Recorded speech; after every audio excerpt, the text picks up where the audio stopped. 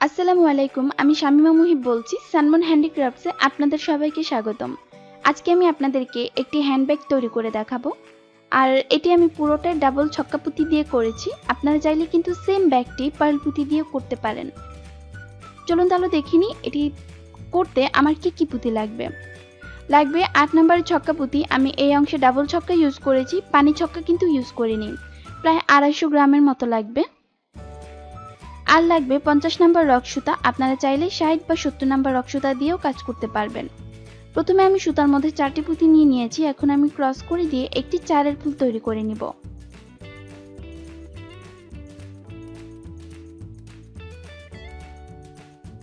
ব্যাস, একটি 4-এর ফুল তৈরি হয়ে গেল। এখন আমি এর উপর আবার একটি 4-এর ফুল তৈরি করব। এর জন্য সুতার দুই মাথা আমাকে একসাথে করে নিতে হবে। ডান পাশের সুতায় একটি পুঁতি আর বাম পাশের সুতায় একটি পুঁতি আর একটি পুঁতি নিয়ে ক্রস করে একটি 4-এর ফুল তৈরি করে নিচ্ছি।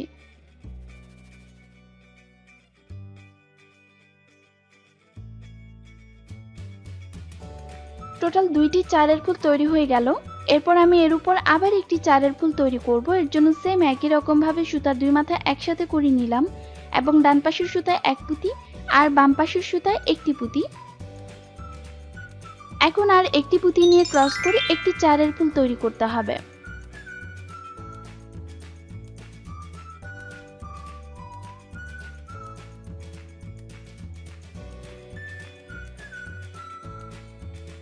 ব্যাস, একটি 4-এর ফুল তৈরি হয়ে গেল। আমি এই অংশে টোটাল 3টি 4-এর ফুল করেছি। একই রকম ভাবে টোটাল 20টি 4-এর ফুল তৈরি করতে হবে। আমি এই অংশে টোটাল 19টি 4-এর ফুল তৈরি করেছি। এখন 20 নাম্বার 4-এর ফুলটি তৈরি করব। সেটি একটু অন্যরকম ভাবে তৈরি করতে হবে, কারণ হচ্ছে আমি প্রথম লাইনটি ক্লোজ করে দ্বিতীয় নাম্বার লাইনে চলে যাব। এর জন্য আর সুতা দুই মাথা একসাথে করতে হবে না। হাতের বাম পাশের সুতার মধ্যে টোটাল 3টি পুঁতি নিতে হবে এবং ক্রস করে দিয়ে একটি 4-এর ফুল তৈরি করতে হবে।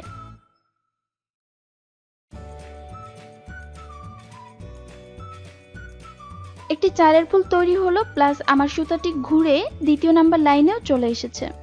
এখন আমি দ্বিতীয় নাম্বার লাইনের কাজটি করব।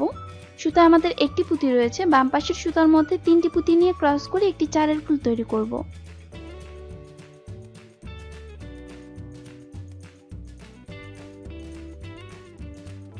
একটি 4-এর ফুল তৈরি হয়ে গিয়েছে। এরপর আবার 4-এর ফুল করব। এর জন্য হাতের ডান পাশের সুতা দিয়ে সামনের দিক থেকে এক পুঁতি কমন নিতে হবে। সুতায় আমাদের টোটাল 2টি পুঁতি রয়েছে। বাম পাশের সুতার মধ্যে আরো 2টি পুঁতি নিতে হবে। ক্রস করে দিয়ে একটি 4-এর ফুল তৈরি করে নিচ্ছি।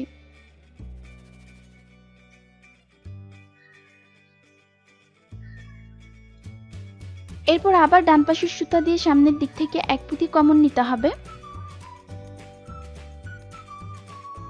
এবং বাম পাশের সুতার মধ্যে আরো 2টি পুঁতি নিয়ে ক্রস করে একটি 4-এর ফুল তৈরি করতে হবে।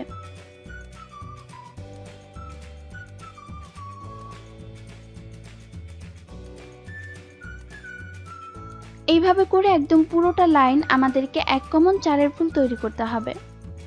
কমপ্লিট হয়ে গেল পুরোটা লাইন। শেষের দিকটা আপনাদের একটু দেখিয়ে দিব, কারণ শেষের দিকে আমি সুতা ঘুরিয়ে 2 নাম্বার লাইনটি ক্লোজ করে 3 নাম্বার লাইনে নিয়ে যাব। এর জন্য আমার সুতায় দেখুন 2 পুঁতি রয়েছে এবং হাতের নিচের দিকে যে সুতাটি রয়েছে সেই সুতাটি না, আমার হাতের বাম পাশের দিকে উপরের দিকে যে সুতাটি রয়েছে সেই সুতার মধ্যে আমি 2টি পুঁতি নিয়ে নিচ্ছি।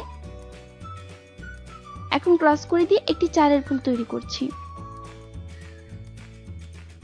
সেই সাথে দ্বিতীয় নাম্বার লাইনটি ক্লোজ, 3 নাম্বার লাইনটি শুরু করব। এখন বাম পাশের সুতার মধ্যে 3টি পুঁতি নিয়ে নিচ্ছি। ক্রস করে দিয়ে একটি 4-এর ফুল তৈরি করতে হবে। একটি 4-এর ফুল তৈরি করা হয়ে গিয়েছে। আবার দেখিয়ে দিচ্ছি, ডান পাশের সুতা দিয়ে সামনের দিক থেকে এক পুঁতি কমন নিতে হবে। সুতা রইল 2টি পুঁতি। বাম পাশের সুতার মধ্যে আরো 2টি পুঁতি নিয়ে ক্রস করে একটি 4-এর ফুল তৈরি করতে হবে।